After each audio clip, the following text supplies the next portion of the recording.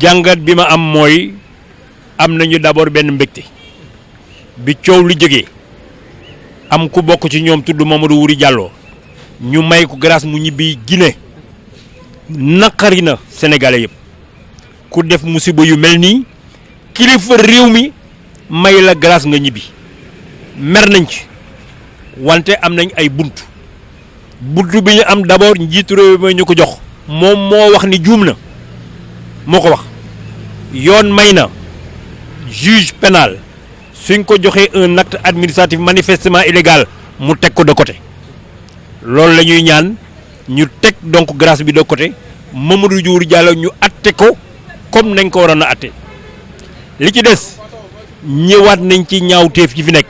est-ce que juge ànd nañu ci. atte guñu ba booba la ñu xaar mais yoon may na leen ko li ñu mën a wax mooy faux médicaments yu bon yi 1,350 milliard ay nit a ngi ciy dee ndax poson lañ leen di jaay te ñi ciy dee ay baadoolo lañu benn goog ñaar ay borom doole ñooy def loolu ku mën a dajale 1,350 milliard dem ba Guinée ba jëndi ay médicaments indi ko kooku du ko tuuti borom doole lañu d'ailleurs même ba ñu jàppee camion yi am na ay colis yoo xam ni dañuy bind ma Samba bind ma Paate kon nag ñoom dañoo dajaloo di def lu bon di rey baadool yi ordre de pharmacien yi jooytu nañu ko ñëpp jooytu nañ ko nee nañu faux médicaments yi li muy rey moo ëpp li accident de la circulation di rey te ay baadoolo ñoo ciy dee léegi nag mënuñoo nangu ci miim réew di réewu jullit pour l'essentiel di nekk droit ay nit taxaw nit du ñu topp yoon seen bànneex la ñuy topp ndax xaalis ndax ay milliards lañ ciy gañe ndax dañ koo yombal mais ku lay jaay poson kay day daal di yomb donc loolu nañ ko waxe woon njaareem loolu lañ ko wax kii du dossier une cause nationale la ñuy plaider am na ñuñ ci jéem a ger ñu bañ ka wax ak man def ni ma maître Babou mën nga am ci dossier bi loo xam ni dootoo soxla sol robb ma dàqu menacé nañ ma de mort maa ngi nii taxaw njaareem bañ ko plaider ba pare dama génn ñeenti nit topp ma mais dañoo mujj daw kon nag du ñu dellu ginnaaw sunu bakkan su ci desee itam nañ ko def ci lu neex yàlla nañ ko def ci luy njëriñ nit ñi mais noppi duñ ko def ki ànd ci Mamadou Wuri Diallo ba mu génn xam nañ ko ndax Mamadou Wuri Diallo wax na ci dossier bi ni Bara Sylla moo ko wax ni ko demal kaso danañ la génne mi ngi ci àtte bi loolu waxuma koon français mi ngi ci àtte bi kon nag mafia li may wax ñoo organiser loolu di rey nit ñi depuis lors ñi ngi ñaan nag àtte bi ñu daan leen daan yu métti ndax su doon yeneen ni réew la ñii dañuy toog ay ati kaso duñu dem Sénégal yàq nañu deram bitim réew journaliste Al Jazeera ñëw na sama kër ñaari fan di enquête ci faux médicament pharmacien yi nee na dañoo rus ndax fu ñu génn dem ci réunion Afrique ñu joxuñ leen ndax faux médicament yi américains yi ñi ngi ci teg bët kon nag jot na nit ñi fippu lu mënul continuer du continuer nous sommes dans un état de droit am nañ ci yaakaar bis bu ñuy àtte dañ leen daan yu mag yu am solo xeex nag faiblesse su état bi moo faible génnewul les moyens essentiels yu war pour xeex faux médicaments yi defuñu ko waaw loolu tam ñi ngi koy méttilu espérons que dana changer. tey jii yéen seen yéene moom mooy ki nga xam ne mooy Wuri Diallo ñu jugé waat ko. suñu yéene ci li ñu plaidé mooy Mamadou Wuri Diallo ñu atte ko comme na mu taxawee loolu la ñu plaidé te loolu yoon may na ko juge pénal ni su jotee un acte administratif comme bi Macky Sall jël illégal yoon may na mu écarté ko loolu la ñu ñaan mu écarté ko jugé waat Amadou Wuri Diallo comme ni mu taxawee te daan ko daan ya gën a métti ndax ku nekk dégg ngeen kaawu Mamadou Wuri Diallo yàgge na koo def. Comme espéré, l'affaire a été retenue et plaidée ce jour 24 juin devant la cour d'appel de Thiès. Premier point qui nous réjouit, c'est que malgré l'absence de Mamadou Wuri Diallo, l'affaire a été retenue. Occasion pour nous de soulever l'illégalité du décret de grâce dont il a bénéficié. Vu sous cet angle, nous sommes tous d'accord, nous avons parlé d'une même voix. Même le parquet général est d'accord pour reconnaître que la grâce de Mamadou Wuri Diallo n'a pas été obtenue dans les règles de l'art. Donc un point positif.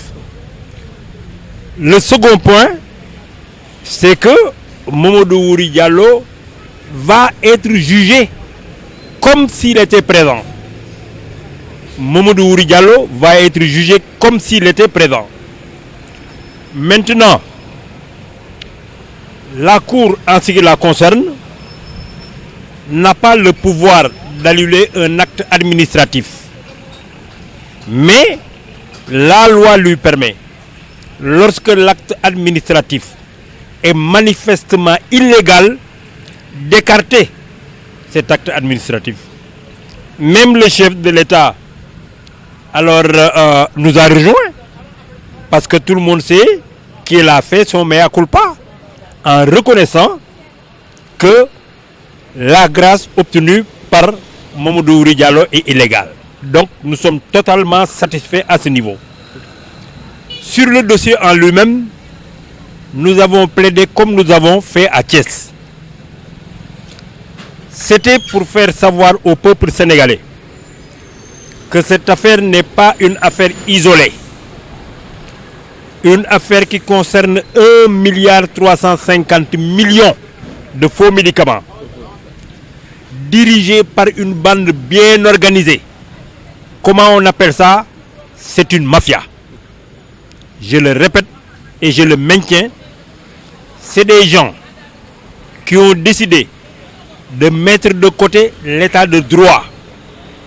C'est des gens qui ont décidé de mettre en place un commerce illégal, un commerce qui tue. On dit dans d'autres pays qu'il y a la drogue qui tue, mais ici, c'est tout comme les gens meurent des faux médicaments par centaines et par milliers. Donc, ce sont des pauvres qui meurent. Et d'autres Sénégalais mafieux qui vivent de cela. C'est ça donc le dossier en question, il n'y a pas autre chose. Des gens se sont cotisés pour obtenir 1 milliard, aller acheter des médicaments en Guinée, les acheminer au Sénégal, plus particulièrement à Touba, pour revendre ces médicaments à vil prix et les gens s'empoisonnent et meurent. L'ordre des pharmaciens a attiré l'attention des autorités sanitaires de ce pays sur ce drame.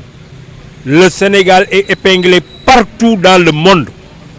Nous avons battu le record du monde des pays qui vendent de faux médicaments et qui tuent.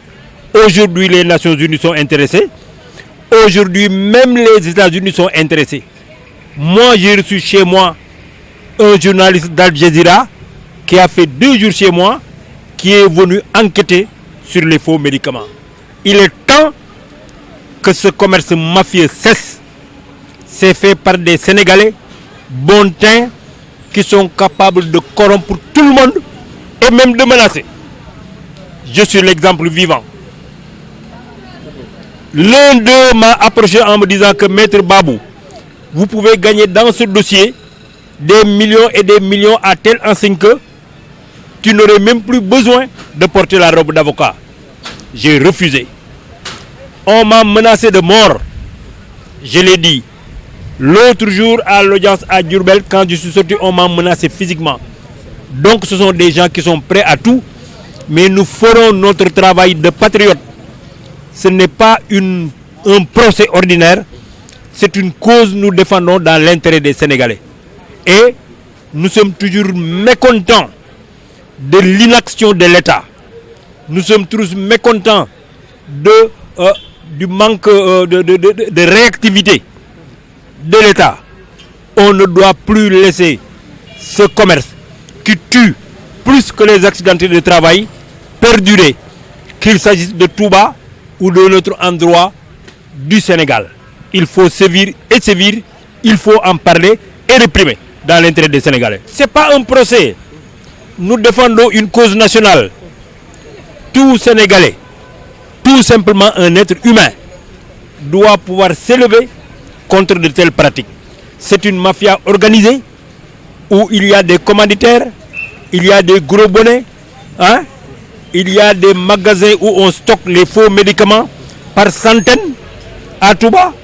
Et il y a des gens qui se font les poches alors que d'autres meurent.